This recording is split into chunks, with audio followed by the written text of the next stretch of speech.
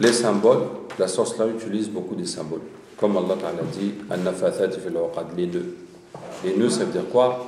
On fait des nœuds pour attacher ta vie, pour que tu n'arrives à rien gagner, pour que tu n'arrives pas à te marier. On fait des nœuds pour attacher le ventre d'une femme, pour qu'elle ne puisse pas faire des enfants.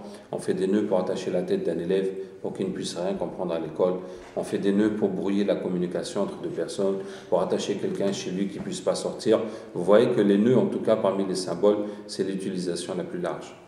Ça peut symboliser énormément de choses. Et c'est l'exemple qu'Allah Ta'ala nous donne.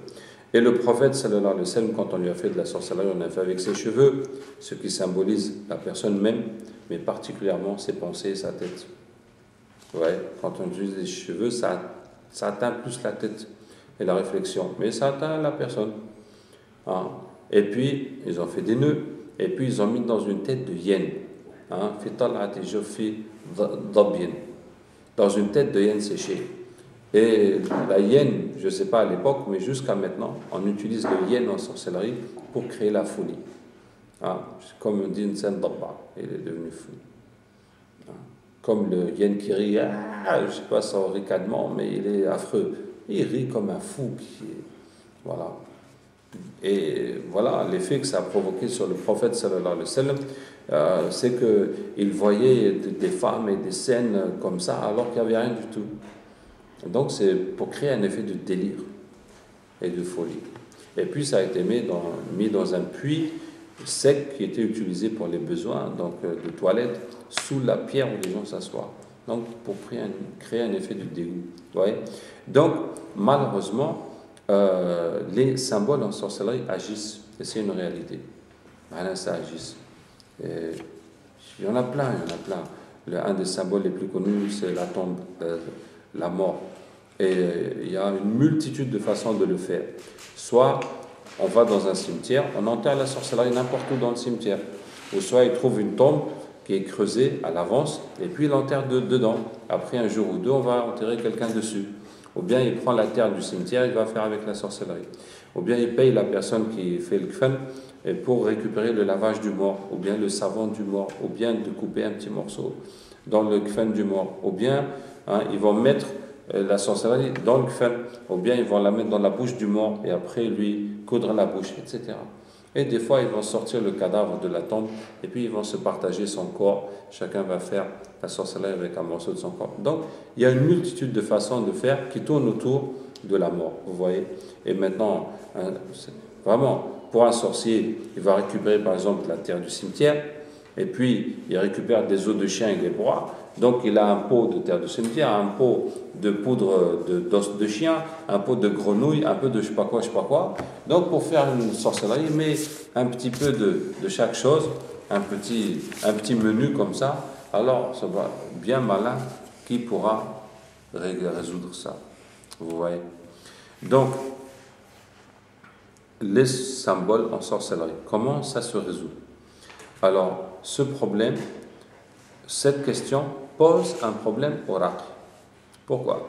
Parce que le prophète sallallahu alayhi wa sallam, quand on lui a fait justement cette sorcellerie symbolique, il a fait dua, et Aïcha radhiyallahu anha raconte, dit walakinnahu da'a wa da'a. Il a fait dua, thumma da'a wa da'a. Encore, il a fait dua wa da'a. Thumma da'a wa da'a. ثم قال يا عائشة هل شعرت أن الله قد نبأني يعني que le dit Aïcha, Allah m'a dit mon problème. Et les anges sont venus lui dire qu'est-ce qui s'était passé, qui lui a fait, où est-ce que c'était, etc. Et il est parti avec les sahaba, ils ont sorti la sorcellerie. Et il a pris les nœuds, c'était 11 nœuds. Il a lu Surat al-Falaq al-Nas, et puis c'était 11 versets. Et à chaque fois qu'il lisait un verset, il y a un nœud qui s'ouvrait, puis il allait mieux, jusqu'à ce qu'il s'est totalement rétabli. Maintenant, le problème, c'est que nous, on n'a pas les anges pour nous dire c'est où. Et deuxièmement, la plupart du temps, même si on savait c'est où, on ne peut pas le sortir comme ça, pas facilement et peut-être pas du tout. Donc c'est ça le problème.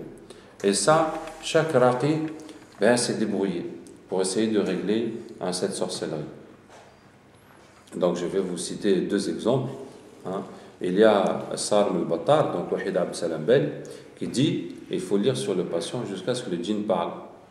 Et quand le djinn parle, tu vas le prêcher à l'islam. Bon, s'il n'accepte pas l'islam, tant pis, tu vas lui dire la sorcellerie, elle est où? Et s'il te dit elle est où, eh bien tu vas aller pour la sortir. Et si tu ne la trouves pas, alors tu vas ramener le patient et tu vas ramener le djinn et tu vas lui dire que cette fois-ci, il faut absolument qu'il te dise la vérité. Et après, tu vas aller trouver ta sorcellerie. Alors vous voyez que cette méthode, elle est très difficile, presque impossible. Parce que la plupart des personnes, le djinn ne va pas parler chez lui, quoi que tu fasses. Deuxièmement, même si le djinn parle, ben, il se peut que quoi que tu fasses, il ne va pas te dire elle est où la sorcellerie.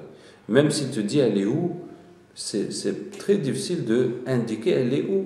Mais si elle est dans la montagne, comment tu veux qu'il te dise jusqu'à ce que tu vas aller la trouver? Tu vois? Ou si ça a été jeté dans une rivière.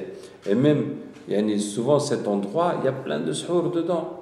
Hein, comme il y a des imams que j'ai formés à Marrakech et qui m'ont dit que la mairie a déménagé un cimetière parce qu'il y avait une route qui devait passer.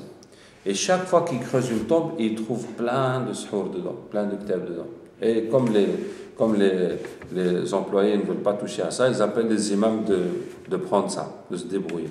Donc même si tu sais c'est quelle tombe, tu vas trouver 20 suhour dedans. Donc c'est lequel? Vous voyez? Hein?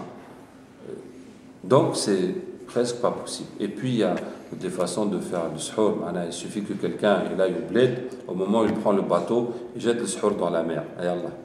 Hein, où est-ce que tu vas le trouver? Hein, il y a plein de façons de faire que ce serait impossible de le prendre, même si tu sais où c'est. Ouais. Donc, c'est l'heure.